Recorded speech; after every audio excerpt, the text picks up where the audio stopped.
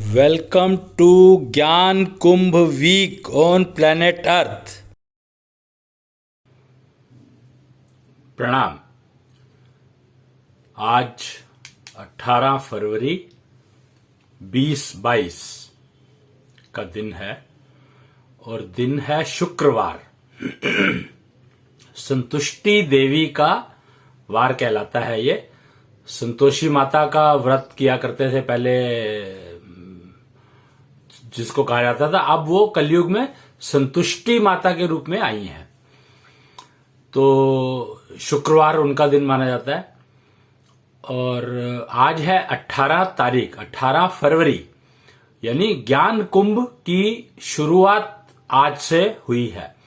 ये हम सप्ताह मनाते हैं। निश्चल मंदिर वाले लोग जो हैं, निश्चल दुनिया के जो लोग हैं, निश्चल दुनिया में जाने वाले, जाने की तैयारी करने वाले या चले गए वहां पर जाने वाले, रहने वाले,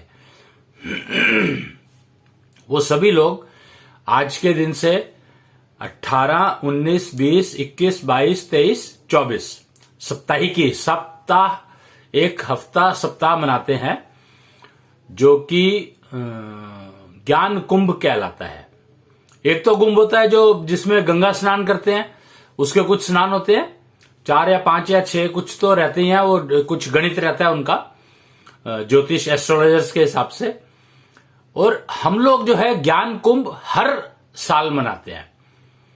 निश्चल दुनिया वाले, निश्चल टेम्पल के जो लोग हैं, महाविष्णु के ब्रह्मांड में जो लोग रहना चाहते हैं, रहते हैं, वो लोग ज्ञान कुंभ मनाते हैं। एक हफ्ते का, सप्ताह का, 7 दिन का। और 7 दिन हवन होता है, निश्चल हवन कहते हैं उसको हम। तो वो वार के हिसाब से होता है, जिस वार को जौन सा हवन करना है उस वार को किया जाता है। और ज्ञान कुंभ में हम लोग ज्ञान चर्चा करते हैं। जो वो कुंभ होता है, कुंभ स्नान कुंभ कहा जाता है उसको। उसमें कुंभ में गंगा स्नान किया जाता है, या क्या कहते हैं उसको, जहां नदियों का मिलन होता है, संगम पर स्नान किया जाता है।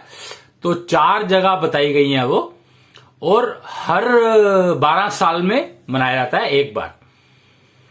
और फिर अर्ध कुंभ, और वो तो 4 हर क्वार्टरली कुछ ना कुछ होता है। हर तीसरे साल एक्चुअली ये महाकुंभ होता है कहीं ना कहीं। तो 12 साल में रिपीट होता है। जहां 12 साल की जो बात की है, तो 12 साल में रिपीट होता है उसी जगह पर। और उसमें एक हरिद्वार है, एक उज्जैन है, एक नासिक है, और एक है प्रयागराज, इलाहाबाद कहते हैं। इलाहाबाद में मनाया जाता है महाकुंभ। तो ये 4 स्थानों पर महाकुंभ मनाया जाता है, और हम लोग ज्ञान कुंभ मनाते हैं। ये एक्चुअली वैसे तो मंदिरों में मनाया जाता है, जितने भी निश्चल मंदिर है वहां तो मनाया जाता है, लेकिन हर निश्चल मंदिर, निश्चल दुनिया से जुड़ा हुआ हर प्राणी, चाहे कोशिश कर रहा हो जाने की, तैयारी कर रहा हो या जा चुका हो, तो वो सारे के सारे अपने अपने घरों में भी मना सकते हैं। ये इंडिविजुअल का महाकुंभ होता है। तो यानी मनन करना, चिंतन मनन करना, अपने आप को समझना। बेसिक पर्पस ज्ञान कुंभ का क्या है? ज्ञान जागृत करना। तो आज के दिन एक तो बहुत बहुत बधाई हो कि आज से ये महाकुंभ शुरू हो रहा है, और 24 तारीख तक चलेगा। और हवन के समय वगैरह वो सब आप किसी भी मंदिर से पता कर सकते हैं, नहीं तो आपको इंटरनेट पे भी मिल जाएंगी ये जानकारी। और मेरे हिसाब से हम लोग जो है इसमें अपने ज्ञान चर्चा करते हैं। हम लोगों ने एक सिलसिला शुरू किया था चर्चालय बनाने का, कि ज्ञान चर्चालय बनाओ और वहां पर चर्चा करो। किस चीज की? ज्ञान की। ज्ञान क्या है? ज्ञान मतलब, अब एक्चुअली तो हर चीज को ज्ञान का ही हिस्सा कहा जाता है। एक ज्ञान है, एक विज्ञान है, और एक अज्ञान है। 3 शब्द होते हैं। हम ज्ञान की बात कर रहे हैं। एक विज्ञान शब्द होगा जो बहुत पॉपुलर है, आप जानते ही हैं। विज्ञान के 2 अर्थ होते हैं। विज्ञान जो है ना, 2 डायरेक्शंस में समझा जाता है। ज्ञान कोई उसके डायरेक्शन है ही नहीं, मल्टी डायमेंशनल, ओमनी डायरेक्शनल। ज्ञान का मतलब हर दिशा में। और दिशा कितनी है? 10 दिशाएं मानी गई हैं। 10 दिशाएं मानी गई हैं। उत्तर पश्चिम, पूर्व, पूर्व पश्चिम, उत्तर दक्षिण, और फिर उनके कोण north east, north west, south east, south west. 4 हो गए। तो 4 और 4 8, और बाकी 2। तो जब आप किसी पॉइंट को डिफाइन करना है तो वो धरती से कितना ऊपर है वो बताना पड़ेगा, और आकाश से कितना नीचे है वो बताना पड़ेगा। क्यों? क्योंकि हर जगह पर धरती तो सरफेस एक जैसी तो है ही नहीं, प्लेन तो है ही नहीं, बिल्कुल एक लेवल पे तो नहीं है। तो हर जगह पर पॉइंट का रेफरेंस बदल जाएगा। तो इसीलिए दोनों डायमेंशन देनी होती है, ऊपर की भी और नीचे की भी। तो 10 दिशाएं, और एक शब्द है डायमेंशन। एक कंफ्यूजन है बहुत ज्यादा। हम ज्ञान की बात कर रहे हैं तो एक बहुत ज्यादा कंफ्यूजन है, और विज्ञान की बात कर रहे हैं। एक्चुअली विज्ञान का 2 दिशाएं मैंने कही। विज्ञान 2 दिशा में चलता है, ऊपर नीचे। यानी या तो ज्ञान से विमुख हो जाओ या विशेष ज्ञान कह लो उसको। अब ज्ञान से विमुख होकर के कहां जाओगे? तो बेहतर है कि हम इसको विशेष ज्ञान कहें। अब विशेष ज्ञान में प्रॉब्लम क्या हो गई है कि विशेष ज्ञान को हम लोगों ने कुछ क्योंकि हमने समझा नहीं, तो विशेष ज्ञान जो है हमेशा ऊपर की तरफ जाता है, और हमने नीचे ढूंढना शुरू कर दिया। यानी पास्ट, पास्ट और प्रेजेंट, पास्ट, प्रेजेंट और फ्यूचर। अगर हम घड़ी देखें तो आपको प्रेजेंट दिखाई नहीं देगा, कहते वो तो आया और चला गया। तो फिर आप प्रेजेंट में रहोगे कैसे? और सारी दुनिया कहती है प्रेजेंट में रहना सीखो। और हमें फ्यूचर के बारे में सोचने को बंद ही कर दिया कि फ्यूचर का तो सोचना ही बेकार है। जबकि जब तक आप फ्यूचर का नहीं सोचोगे तब तक आपका प्रेजेंट सुधर नहीं सकता, प्रेजेंट आ ही नहीं सकता आपके जीवन में। अगर आप अपने जीवन में प्रेजेंट को लाना चाहते हो और प्रेजेंट को आनंदमय बनाना चाहते हो, तो आप फ्यूचर की चिंता करनी शुरू कर दो। जब तक आप फ्यूचर की चिंता करनी शुरू नहीं करोगे तब तक आप पास्ट में उलझे रहोगे, और पास्ट कभी भी वो हमेशा नुकसान पहुंचाएगा। Damage in all terms, damage ही करेगा और कुछ नहीं कर सकता वो पास्ट। इसलिए पास्ट की चिंता करने की बजाय फ्यूचर की चिंता करो। फ्यूचर की चिंता करोगे तो आपका प्रेजेंट आनंद में आ जाएगा। आ जाएगा नहीं कि आपने चिंता शुरू कर दी और आपका प्रेजेंट आनंद में आ गया, ऐसा नहीं होता। लेकिन हां, अगर आप फ्यूचर की चिंता शुरू कर दोगे तो आपका प्रेजेंट आनंद में आने के चांसेस, दरवाजा खुल जाएगा। वो दरवाजा जो बंद है, जिसको आप ढूंढते रहते हो, आत्मा कहां जाती है, मरने के बाद आत्मा कहां जाती है, वो दरवाजा जो है, वो दरवाजा ढूंढते रहते हो ना, वो यही है कि आप फ्यूचर की चिंता करनी शुरू कर दो तो पास्ट, आप प्रेजेंट जो है आपका आनंद में आना शुरू हो जाएगा। और जब आपका प्रेजेंट आनंद में आना शुरू हो जाएगा तो आपको भविष्य आप अपने हिसाब से चला सकते हैं, अपने तरीके से चला सकते हैं अपना भविष्य, कम से कम अपना भविष्य। और अगर आप नेचुरली अगर आप अपना भविष्य अगर स्ट्रेस फ्री चलाना चाहते हो, आनंद में चलाना चाहते हो, तो परिवार का भविष्य आनंद में चलेगा, तभी तो आपका भविष्य आनंद में रहेगा। अगर आपने तो बहुत अच्छा कर लिया अपने लिए, पर आपकी पत्नी बीमार रहती है तो आप क्या करोगे? उसको लेकर भी हॉस्पिटल जाना पड़ेगा। बच्चे बीमार रहते हैं, उनको लेकर हॉस्पिटल जाना पड़ेगा। तो एंश्योर करना पड़ेगा कि आपका, अगर आप फ्यूचर की चिंता करेंगे, भविष्य की चिंता करेंगे, और आप भविष्य की चिंता करते हो लेकिन आप उसको इग्नोर करते हो, इग्नोर करके चिंता करते हो। अरे इग्नोर करके चिंता करके कैसे काम चलेगा भाई? आज के जो परिवार टूट रहे हैं, कपल, डाइवोर्स नाम का वायरस, डाइवोर्स एक वायरस है। जैसे कोरोना एक वायरस था, कोविड एक वायरस था, ऐसे ही डाइवोर्स एक वायरस है। पर क्या आप पहचान पाए उसको? नहीं पहचान पाए। वो क्यों नहीं पहचान पाए? क्योंकि आपने फ्यूचर की चिंता तो कर रहे हो पर इग्नोर कर रहे हो। तो डाइवोर्स वायरस आपके जिंदगी में आ ही गया।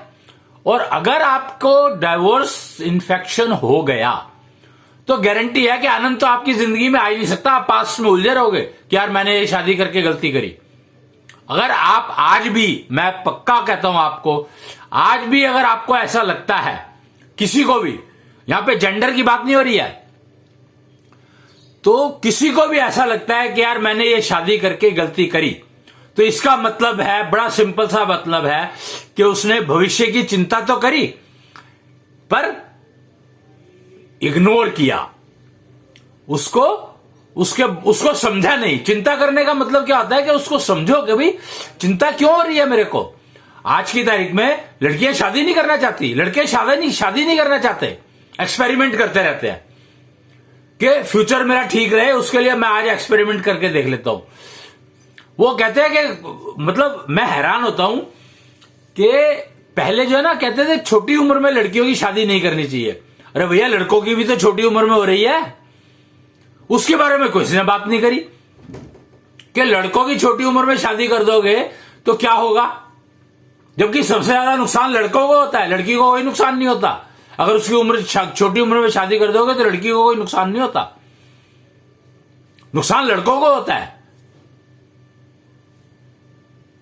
पर अब ये बात समझाए किसको, कौन समझाए कि नुकसान लड़कों को क्या हो रहा है और लड़कियों को क्या हो रहा है ये पता ही नहीं है।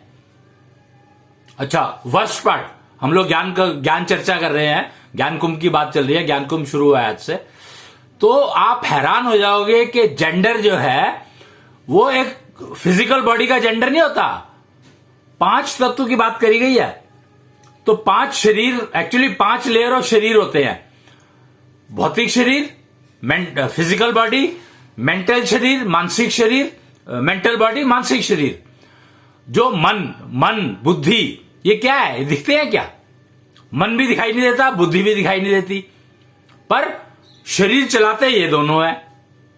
मेरा मन ये कर रहा है, करने को कर रहा है, मेरा मन ये करने को कर रहा है, सबको पता है इस बात का। और मेरी बुद्धि ने डिसाइड किया कि मैं ये काम करूं या ये काम ना करूं, डिसीजन बुद्धि लेती है। तो शरीर क्या करता है? तो शरीर 2 काम करता है। मन को इनपुट देता है कि भैया ये देखा, ये मैंने देखा। मन जो है इंद्रियों का राजा है, और बुद्धि हाथ पैरों का राजा है। यानी मन जो है आपका, वो है राजा आपकी ज्ञान इंद्रियों का। मन राजा है ज्ञान इंद्रियों का, और बुद्धि राजा है कर्मेंद्रियों की। अब आप ये देख लो कि मन और बुद्धि, मन ने आपके ने अगर गलत डिसीजन ले लिया तो बुद्धि आपके गलत कर्म करवाएगी।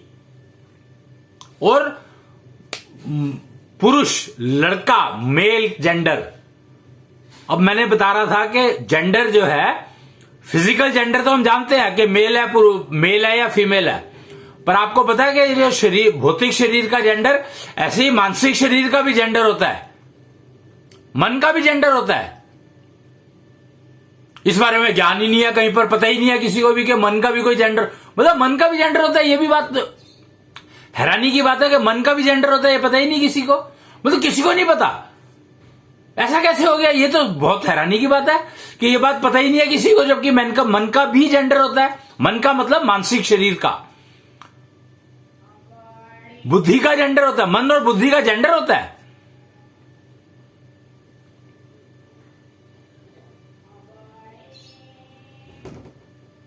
तो मानसिक शरीर का जेंडर होता है। मैं यहां पर ये नहीं कहूंगा फिजिकल बॉडी मतलब भौतिक शरीर का जेंडर होता है पुरुष स्त्री, ऐसे ही मानसिक शरीर का जेंडर होता है। और मानसिक शरीर के 3 जेंडर होते हैं।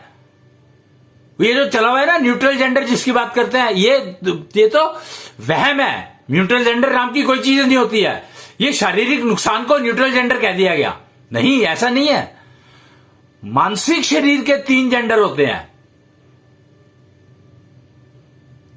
पुरुष जेंडर, स्त्री जेंडर और न्यूट्रल जेंडर। 3 जेंडर होते हैं मानसिक शरीर के, और भौतिक शरीर के 2 जेंडर होते हैं। अब सोचो कि भौतिक शरीर तो आदमी का मिल गया, मेल का मिल गया, मेल जेंडर का, और मानसिक शरीर आपको फीमेल जेंडर का मिल गया। अब क्या होगा? तो हमारे ज्ञान कुंभ में अभी इस बार चर्चा का विषय मैंने यही रखा है कि जेंडर कॉन्ट्राडिक्शन।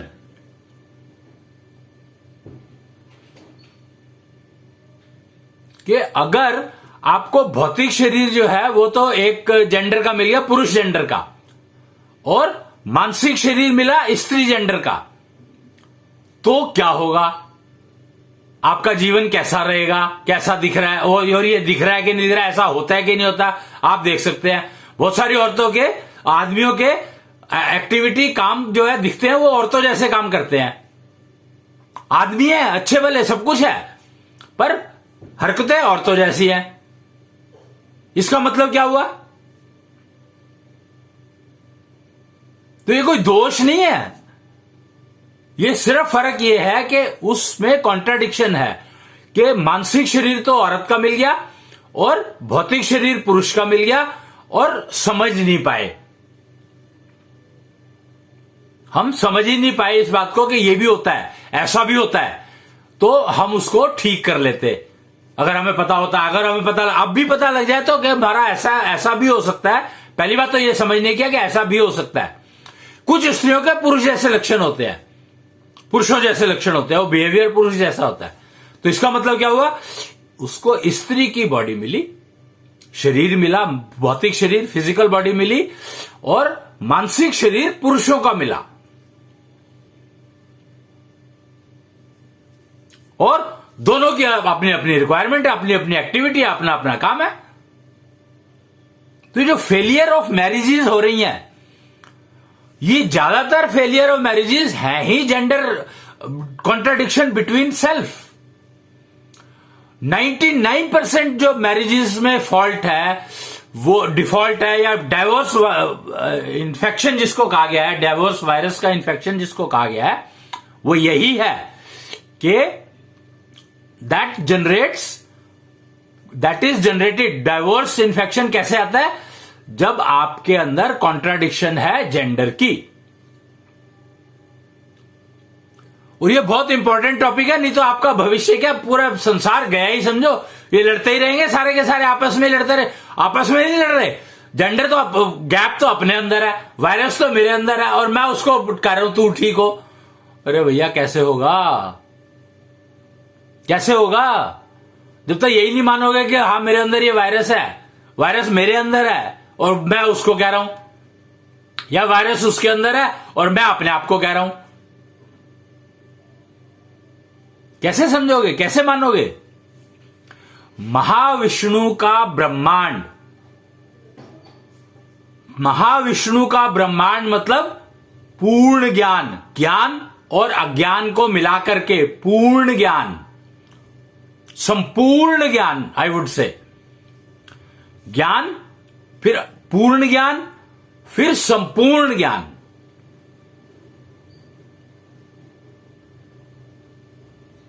तो संपूर्ण तो बहुत दूर की बात है, पूर्ण बहुत दूर की बात है। अभी तो हम अपने आप में ही अधूरे भी नहीं है। मतलब विज्ञान, वो भी ज्ञान के विमुख वाला विज्ञान में हम घुसे हुए हैं, पास्ट में घुसे हुए हैं, पास्ट में घुसे हुए हैं।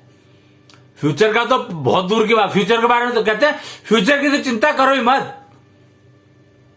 सबसे ज्यादा मूर्खता भरी स्टेटमेंट है ये कि भविष्य की चिंता मत करो। सनातन प्रक्रिया का मतलब ही है कि आपको भविष्य की चिंता करनी है, भविष्य को समझना है और भविष्य को बनाना है। किसी के हाथ में नहीं छोड़ सकते। आप अपना भविष्य किसी के हाथ में छोड़ दोगे क्या?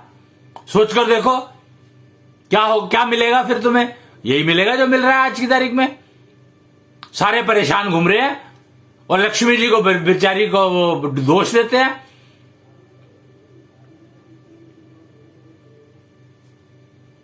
मतलब कमाल है ना, हैरान की बात है ना कि हमें जेंडर का ही नहीं पता कि मेरा जेंडर, मेरा मानसिक शरीर का जेंडर क्या है और पुरुष शरीर का जेंडर क्या है, यही नहीं पता। तो जब तक यही नहीं पता होगा तो मैं अपने आप को ही मैं नहीं समझ सकता, तो मैं विवाह करूं किससे? शादी में करने के लिए जा रहा हूं मैं, और शादी करने के लिए जा रहा हूं मैं, और मुझे नहीं पता कि मेरा जेंडर क्या है, और मेरे को मेरा ही खुद का मेरे जेंडर नहीं पता। मेरे अंदर ही जेंडर कॉन्ट्रडिक्शन है या नहीं है, पता नहीं, पता ही नहीं है। मतलब तो मेरी शादी तो भविष्य तो लुट गया ना। तो मैं तो भविष्य लुटाने जा रहा हूं। अगर मैं शादी करने जा रहा हूं तो मैं तो अपना भविष्य बर्बाद करने जा ही रहा हूं। हो ही रहा है। डिवोर्स के केसेस जो बता ही रहे हैं कि हो रहा है, और आज की तारीख में शादी नहीं करना चाहते वो बता ही रहे हैं। रिलेशनशिप में रहना क्या है ये? क्या उससे हमें अपना मानसिक शरीर और मानसिक जेंडर और फिजिकल जेंडर पता लग गया? ओ भैया, ऐसे ही कंफ्यूजन में सारी जिंदगी निकल जाएगी। निकल ही रही है, निकल जाएगी या निकल ही रही है। ज्ञान कुंभ 2022 शुरू हुआ है आज से, 2022।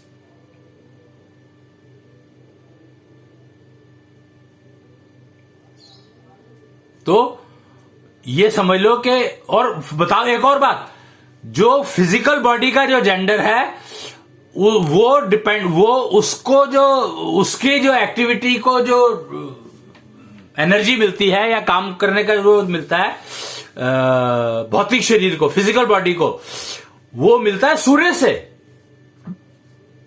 फिजिकल बॉडी का कनेक्शन डायरेक्टली सूर्य से है, उसका सोर्स ऑफ एनर्जी सूर्य है, और मानसिक शरीर का सोर्स ऑफ एनर्जी चंद्रमा है।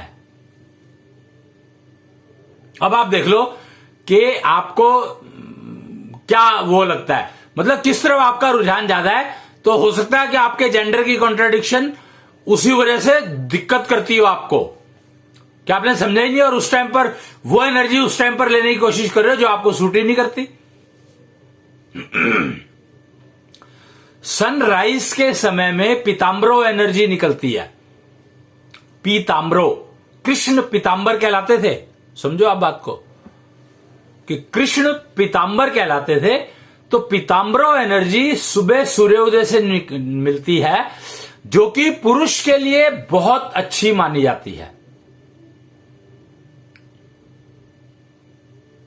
पुरुष इसका उपयोग करे, उपयोग दोनों कर सकते हैं क्योंकि शरीर दोनों के पास है, पर पुरुष के मानसिक शरीर को, और मानसिक शरीर पुरुष का है तो उसको फायदा होता है। ऐसे ही जब शाम को सूर्य जब राइज होता है ना सूर्य, तो वो पीताम्बरो एनर्जी को रिलीज करता है, और शाम को जब सन सेट होता है, डूबता है, सिंक होता है, तो उस समय में सूर्य ब्लू ब्रिजो एनर्जी को रिलीज करता है। अब अग्नि दो तरह की बताई गई है, एक उष्ण गर्म अग्नि और एक ठंडी अग्नि, शीतल अग्नि। तो सूर्य जो है गर्म अग्नि का वो है स्रोत, मतलब दिखाने वाला, बताने वाला, कि गर्म अग्नि मतलब सूर्य, और शीतल अग्नि मतलब चंद्रमा। और वो शीतल एनर्जी जो है, शीतल एनर्जी इज ब्लू ब्रिजो energy which is again given by sun only. सूर्य ही ब्लू ब्रिजो एनर्जी रिलीज करता है शाम को 4 बजे से लेके और 6 बजे तक, बल्कि 4 बजे से 7 बजे तक। तो 4 का मतलब 3:36 से बात कर रहा हूं मैं, और 7 का मतलब 7:12 तक। ये जो 3 काल है, इसमें पहला जो है वो किसका है? वो है महेश, नहीं, पहला जो है वो है ब्रह्मा का काल, ब्रह्म काल। 3:36 से लेकर के, और कुछ आता है गणित वो होगा जो भी है, पहला जो इसमें 3 फेज आते हैं, तो 3:36 से लेकर के और 7:12 बजे तक 3 फेज आते हैं। तो पहला ब्रह्म काल कहलाता है। उसमें पुरुष या स्त्री जो भी है, वो उसको तैयारी करनी पड़ती है, अपने आप को तैयार करना शुरू करना पड़ता है कि वो ब्लू ब्रिजो एनर्जी को रिलीज के टाइम पर यूज कर सके, क्योंकि वो चंद्रमा के लिए जा रही है, पर वातावरण में अवेलेबल है, तो आप उसका उपयोग कर सकते हो। नहीं तो चंद्रमा तो ले ही जाएगा सारी की सारी, वो सारी चंद्रमा को चली जाएगी, पर आप उसका यूज कर सकते हो, वो अवेलेबल है फ्रीली उस समय में सबके लिए। वो तो ब्रह्म काल में आप अपने आप को तैयार करो, और फिर विष्णु काल आएगा, विष्णु काल, उसके अंदर उसको ग्रहण करना शुरू करो। विष्णु काल में ग्रहण करो, उसको एब्जॉर्ब करो अपने अंदर। आपके मन और बुद्धि में एब्जॉर्ब होनी चाहिए वो एनर्जी। तो वो लिंक जो है, मन बुद्धि का जो लिंक है, फ्रीक्वेंसी एक करने वाली बात जो कर रहे हैं हम, वो सिंक्रोनाइज होती है। एशो टनल कहा गया है उसको। एशो टनल से आपका मन और बुद्धि जुड़ते हैं और उसकी स्ट्रेंथ मिलती है उससे। अपने आप को तैयार करो। ये पुरुषों के लिए अलग है, स्त्रियों के लिए अलग अलग सिस्टम है सारे, दोनों के लिए जेंडर बेस्ड है, फिजिकल जेंडर बेस्ड है और मेंटल जेंडर के ऊपर डिपेंड करेगा कि क्या सिस्टम अडॉप्ट करना है। दोनों के लिए अलग अलग है करने का तरीका, सीखने का, करने का प्रोसीजर दोनों के लिए अलग अलग है, दोनों जेंडर्स के लिए सेम नहीं है। और इनफैक्ट ये हर इंडिविजुअल के लिए अलग है, क्योंकि किसका कोई शरीर किसी पावरफुल है, किसी का कोई शरीर पावरफुल है, किसी का सेंसिटिव है, किसी का कुछ है, किसी की तासीर कुछ है, किसी की तासीर कुछ है। सबकी तासीर अपनी अपनी है और सबकी एफिशिएंसी अपनी अपनी है, सबकी योग्यता अपनी अपनी है, सबकी एलिजिबिलिटी अपनी अपनी है। तो फिर आप तीसरे काल में महेश एनर्जी का, महेश का काल कहलाता है वो, ब्रह्मा विष्णु महेश। तो उस समय में वो एनर्जी आप उपयोग करते हो और वो उपयोग सारा दिन के लिए चलती है, सारा अगले दिन के लिए यूज होती है वो एनर्जी, आपको यूज करनी होती है। देख लो आप, तो महेश एनर्जी का उपयोग करते हो आप।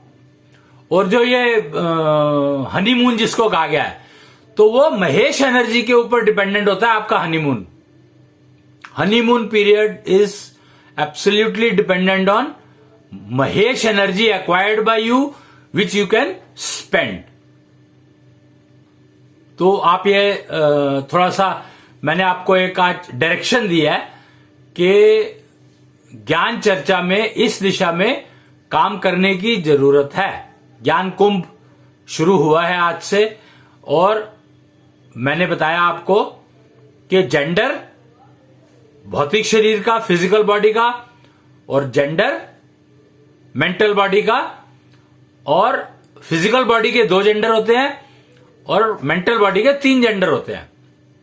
अगर आपका जेंडर कॉन्ट्राडिक्टरी है तो आपको न्यूट्रल जेंडर की तरफ पुश करेगा वो, ये समझ लेना आप कि अगर आपका जेंडर कॉन्ट्राडिक्टरी है ना, आप अगर पुरुष हो और जेंडर, मानसिक जेंडर जो है वो फीमेल का है और भौतिक शरीर जो है वो मेल का है, तो वो आपको मतलब आपको परफॉर्मेंस, आपको महेश एनर्जी की ज्यादा जरूरत है। इवन विष्णु एनर्जी की बहुत ज्यादा जरूरत है, क्योंकि वो आपके जो अंदर जो फीमेल जेंडर है उसको सेटिस्फाई करे। आपको याद होगा विष्णु ने मोहिनी रूप लिया था जब वो डिस्ट्रीब्यूट कर रहे थे, अमृत डिस्ट्रीब्यूट कर रहे थे। मैं बात कर रहा हूं वो समुद्र मंथन की। तो जो कुंभ होता है, महाकुंभ जिसको कहा गया है, वो समुद्र मंथन के ऊपर के कारण शुरू हुआ था। समुद्र मंथन से जो अमृत निकला था उसके डिस्ट्रीब्यूशन में कुछ बूंदें इधर उधर गिर गई थी, तो वहां पर ही महाकुंभ मनाया जाता है। पर ज्ञान कुंभ हर इंसान को मनाना चाहिए, हर इंसान को इंडिविजुअली। परिवार के साथ मनाओगे तो और फायदा होगा, फायदा कई गुना बढ़ जाएगा। पर परिवार एज टीम होनी चाहिए, परिवार एज गट्ठर नहीं, यूनिटी नहीं, टीम की तरह से काम करना चाहिए, इंटीग्रेटेड होना चाहिए।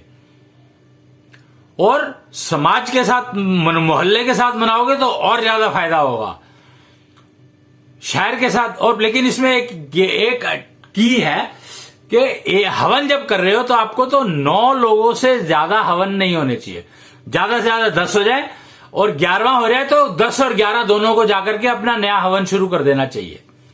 ये रूल है, नियम है कि 9 लोगों से ज्यादा हवन नहीं कर सकते हैं। 10वें को बिठा सकते हो, अगर 11वां आ जाता है तो वो 2 लोगों को अलग जाना पड़ेगा। ये आपका विवाह रिफ्लेक्ट कर रहा है। विवाह बिल्कुल एग्जैक्टली यही होता है कि विवाह में दोनों परिवार होते हैं और जब पंडित बैठे होते हैं और जब विवाह हो जाता है तो कपल अलग चला जाता है, पंडित अलग चला जाता है, और दोनों परिवार वाले जो है वो बैठ के आपस में गपशप मारते रहते हैं। तो 9 लोगों से ज्यादा हवन नहीं करना है बैठ करके, और अगर 10वां आ जाता है तो उसको बिठा सकते हो, 11वां आ जाता है तो 10वें और 11वें दोनों को जाकर के अपना अलग हवन शुरू करना पड़ेगा। यह नियम है, निश्चल हवन का ये नियम है, और ये करना ही पड़ता है अगर आप ज्ञान के रास्ते पर चलना चाहते हैं। तो यही तरीका है, क्योंकि 9 को पूर्ण कहा गया है, और पूर्ण तो पूर्ण है। 10 के आने से योग होता है, लेकिन 11 के आने से झगड़ा होता है। तो 10 और 11 को दोनों को अलग जाना ही होगा, तभी वो पूर्णता मेंटेन रहेगी, नहीं तो वो पूर्णता रहेगी नहीं, वो फिर डैमेज उसमें आ जाएगा, मोड में आ जाएगा, पंचर मोड में आ जाएगा, खराब हो जाएगा। तो वो नहीं करना है, ये नियम मान करके चलना है आपको। 9 से ज्यादा नहीं होने चाहिए, कम हो सकते हैं, एक भी कर सकता है, लेकिन 9 से ज्यादा नहीं होने चाहिए। एक हवन कुंड में 9 से ज्यादा लोग नहीं होने चाहिए। क्यों? क्योंकि 10 दिशाएं हैं, तो 9 तो लोग हो गए, और 10वां आहुति डाल रहे हैं, तो ऊपर से डाल रहे हैं जो, और हवन कुंड नीचे रखा हुआ है। तो 10, इसीलिए 10, ये 9 और 10 और 11 की जो प्रक्रिया है इसीलिए डिफाइन करी गई है कि 10 दिशाएं होती है, 11 दिशाएं नहीं होती। लेकिन डायमेंशन कितनी होती है? अब दिशा और डायमेंशन में फर्क होता है, ये समझ लो आप। लोगों ने ये भी कंफ्यूजन कर रखा है कि दिशा और डायमेंशन एक ही कर दिया, तो ये भी गड़बड़ है। डायमेंशन होती है 24, और दिशा होती है 10।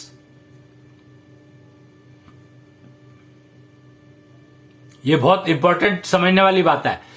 तो हवन जो है वो 10 दिशाओं का किया जाता है, तो 9 लोगों वाला बता दिया मैंने आपको, और 24 डायमेंशन होती है। 24 डायमेंशन में आपका जो मानसिक शरीर है वो काम करता है।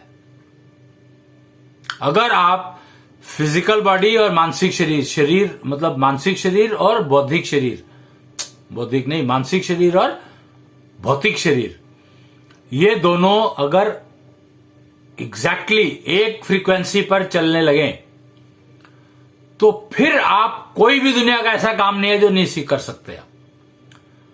ये अलग बात है कि सीखने में टाइम लग सकता है थोड़ा सा, करने का भी कैसे करना है उसका प्रोसीजर तो सीखना पड़ेगा ना, तो वो सीखने में टाइम लग सकता है। तो वो जितना अच्छा आपका मानसिक शरीर और भौतिक शरीर का जोड़ होगा, टनल बिटवीन दी टू जितनी अच्छी होगी, जितना स्ट्रांग होगी, उतनी जल्दी आप सीख पाएंगे। ये ई स्क्वेयर क्वोशंट, 2 शब्द कहे गए हैं, ऐशोनिधि और ई स्क्वेयर क्वोशंट। तो ऐशोनिधि जो है वो है आपकी परफॉर्म करने की कैपेबिलिटी। कैपेबिलिटी मतलब एफिशिएंसी एंड एलिजिबिलिटी, योग्यता और क्षमता। तो एक तो परफॉर्मेंस की योग्यता एंड क्षमता, और एक सीखने की योग्यता एंड क्षमता। तो सीखने की योग्यता एंड क्षमता इज ई स्क्वेयर क्वोशंट, और परफॉर्म करने की योग्यता एंड क्षमता ऐशोनिधि। तो ये 2 चीजें, 2 शब्द से ही पूरी दुनिया बनी है, पूरा संसार इन 2 शब्दों पे चलता है। Individual, family, couple, family, society, country, state, nation. तो ये 2 पैरामीटर बहुत इंपॉर्टेंट है, बहुत बहुत इंपॉर्टेंट है मेंटेन रखने, अपने रखने हैं। जिम्मेवारी अपने मेंटेन रखने की है। तरीका किसी से भी सीख सकते हो आप, और प्रोसीजर, गलत प्रोसीजर जो इसके लिए नॉर्मली जो प्रोसीजर अवेलेबल है, या इनके साथ जो प्रोसीजर आते हैं, तो वो प्रोसीजर जो है आपको नुकसान नहीं देंगे, फायदा ही देंगे। कम या ज्यादा हो सकता है, आप जितना अच्छे से करेंगे उतना ज्यादा फायदा होगा, जितना मतलब वही बात है कि जितना खराब करोगे एग्जाम में, आपको आता सब कुछ है पर आप एग्जाम में नहीं लिख के आए तो आपको क्या मिलेगा। तो एग्जाम में कैसा लिखा आपने, उसके ऊपर डिपेंड करेगा कि आपको रिजल्ट क्या मिलते हैं। Performance, learning efficiency, performance efficiency, learning eligibility, performing eligibility. तो रिजल्ट इन दोनों फैक्टर्स के ऊपर डिपेंड करता है। तो ये एक बहुत इंटरेस्टिंग था, आज के दिन में बताने का मेरी जिम्मेदारी थी और मैंने इसको किया। और तत्व ज्ञान की बात करते ही हैं और बहुत सारी चीजें होती हैं। 6 दिन है, 7 दिन है, बहुत कुछ चलेगा। तो आप अपने अपने एरिया में एटलीस्ट हवन करना शुरू करें और हवन की जानकारी आप इंटरनेट से ले सकते हैं, निश्चल हवन। और भगवान टीवी एक चैनल चलता है, FB लाइव दिखाता है वो, तो उसके ऊपर आपको बहुत सारी जानकारी मिल जाएगी। और आपके क्वेश्चंस अगर हैं तो आप भगवान टीवी पर ही डाल सकते हो, तो वहां पर आपको उसका जवाब मिल जाएगा। भगवान टीवी वाले ये प्रोग्राम्स को स्पॉन्सर करते हैं, दिखाते हैं, उनका काम है निश्चलता का पसारा में अपनी योगदान दे रहे हैं वो, और करते हैं काम। और एक कालपीडिया करके एक मैगजीन आती है, पता नहीं मेरे को, कालपीडिया करके एक मैगजीन आती है, उसके अंदर इन चीजों की जानकारी आपको मिल जाएगी। और ये आप भगवान टीवी पर अगर आप अपना, या कालपीडिया का भी शायद कुछ होगा वहां पर, इंटरनेट पे आप देख सकते हैं। पर भगवान टीवी पे भी अगर आप कालपीडिया के रिगार्डिंग अपनी मंगवाना चाहते हैं तो वहां पर आप अपनी जानकारी दे दें तो आपको कालपीडिया मैगजीन आने लगेगी। और उसके लिए कुछ कंट्रीब्यूशन अगर वो मांगते होंगे तो मुझे पता नहीं है वो क्या डिटेल्स है। मुझे मालूम है कि ये 2 चीजें हैं जो पब्लिक के लिए बने हैं, पीआरओ का काम करते हैं, बेसिकली पीआर का काम करते हैं कि पब्लिक के लिए, पब्लिक रिलेशंस के लिए, पब्लिक के जानकारी के लिए ये दोनों चीजें अवेलेबल हैं। प्रिंट मीडिया में कालपीडिया और ई मीडिया में सोशल मीडिया और ई मीडिया में भगवान टीवी। तो यहां देख सकते हैं आप और पता कर सकते हैं, बात कर सकते हैं। और निश्चलता का पसारा चल रहा है, महाविष्णु का ब्रह्मांड, इसको समझने की, समझाने की चर्चा चल रही है। ज्ञान चर्चालय बने हुए हैं जगह जगह पर, हर मंदिर में एक ज्ञान चर्चालय तो मिल ही जाएगा आपको। इंडिविजुअली तकरीबन मार्केट्स में बहुत बने हुए हैं, RWS में बने हुए हैं, जहां पर भी ज्ञान की चर्चा पार्क में बैठ करके लोग कर लेते हैं। तो ज्ञान चर्चालय मतलब जहां पर बैठ करके आप 2 लोग चर्चा करते हैं, 2 या 2 से ज्यादा, तो उसको ज्ञान चर्चालय कहा जाता है। तो वो आप को कहीं भी मिल जाए, आप किसी भी ज्ञान चर्चालय में पार्टिसिपेट कर सकते हैं या आप अपना ही शुरू कर सकते हैं, वो आपकी इच्छा है। मतलब आपको देखना है कि आप क्या करना चाहते हैं। आपका मनुष्य जन्म है, मुश्किल से मिलता है, आसानी से मिलता है, मुझे नहीं पता, पर मिलता है तो उसका उपयोग करना जरूरी है। बीमार रहना मेरे ख्याल से एडवाइजेबल नहीं है, मूल बात यह है। और अगर बीमार नहीं रहना है तो उसके लिए कुछ एफर्ट्स तो करनी पड़ेंगी। तो भौतिक शरीर, मानसिक शरीर, इनके जेंडर्स, कम से कम जेंडर्स तो समझो भाई, और जेंडर की जानकारी तो लो। क्या तुम्हारा जेंडर है कौन सा, दोनों जेंडरों में से कौन सा जेंडर है, पता लगा जेंडर की वजह से आप बीमार हो और कोई बीमारी है ही नहीं आपको। तो ये चीजें समझ लीजिए आप और इनका उपयोग करें। तो आज के लिए मैं इतना ही। अभी मैं एक वो सुनाऊंगा, पोएम है छोटी सी। इतनी शक्ति हमें देना माता, मन पे विश्वास कमजोर होना, अनेक रस्तों में है एक रास्ता, भूल कर भी कोई भूल होना, योग्यता जो मेरी दिखा दे, योग्यता जो मेरी बढ़ा दे, ऐसा पथ कोई तैयार दो मां, ज्ञान पथ पे जो चलना सिखा दे, ऐसे गुरुद्वार तुम हमको दो ना, ऐसा गुरुद्वार तुम हमको दो ना, श्वास पथ पे जो चलना सिखा दे, ऐसे गुरु की कोई पहचान तो दो ना। ये मां को रिक्वेस्ट करी जा रही है। अब मां कौन, अब देखो जेंडर 2 हो गए तो अब मां का प्रॉब्लम हो गई, मां का पंगा पड़ गया कि मां कौन। तो यहां पर मां जो कहा गया है, एक तो कहा गया है धरती मां को, धरती को मां माना जाता है, तो धरती को, पृथ्वी को मां माना जाता है, तो माता पृथ्वी को कहा गया है। एक मां पृथ्वी को कहा गया है। 3 मां की बात करी गई है यहां पर। एक पृथ्वी को मां कहा गया है और एक कहा गया है आपको जिसने जन्म दिया, और एक मां जो आपके बच्चों को जन्म देगी। तो 3 माएं हैं और तीनों माओं से अलग अलग रिक्वेस्ट करी गई है कि मुझे ये दे, मुझे ये दे, मुझे ये दे, तीनों माओं से। तो ये पोएम बहुत इंपॉर्टेंट है और बहुत चीज है, बहुत ही समझने की। इस अगर पोएम को समझ ले तो आपकी, और इसको गाएं और इसका उपयोग करें, तो यही आपकी जिंदगी को बहुत अच्छा कर सकता है, क्योंकि मां ही सब कुछ देती है। स्त्री 9 गुना ज्यादा ऐशोनिधि होती है। ऐशोनिधि की बात कर रहा हूं मैं, परफॉर्मेंस एफिशिएंसी 9 गुना ज्यादा होती है फीमेल की, मेल के कंपैरिजन में।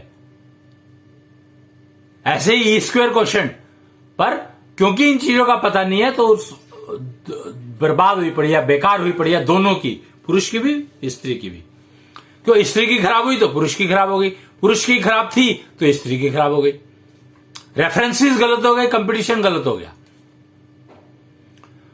तो इसलिए ये सब चीजें आप समझे, और ये पोएम एक मैंने बताई। और जो हवन की बात की थी मैंने, तो हवन के मंत्र या जो भी पोएम्स हैं वो हवन के साथ दी गई हैं, हवन के प्रोसीजर्स के साथ दी गई है। वो आपको इंटरनेट से लेनी पड़ेगी, क्योंकि रोज का शायद अलग अलग कुछ सिस्टम है, क्योंकि रोज अलग बार होता है, रोज सूर्य की पोजीशन अलग होती है, रोज चंद्रमा की पोजीशन अलग होती है, रोज धरती की पोजीशन अलग होती है, और रोज आपकी पोजीशन अलग होती है। तो इसलिए रोज के लिए अलग अलग सिस्टम दिया गया है, तो आप उसका उपयोग करना चाहें तो कर सकते हैं। तब तक के लिए जय श्री कृष्ण, जय कृष्णेंद्र। क्या प्राणी है मात्र 5 तत्वों का पुतला? क्या 24 तत्वों के योग से बनता है परिवार? आपके जीवन में तत्वों की क्या है महत्ता? क्या है उपयोगिता? 5 तत्वों का संतुलन घर में कैसे बढ़ाएगा मान? कैसे समाज में दिलवाएगा सम्मान? शंखनाद से शंख धुन की ओर कैसे जाना है संभव? निष्ठा योग से कैसे तत्वों का संतुलन है संभव? जानने के लिए देखिए हमारा विशेष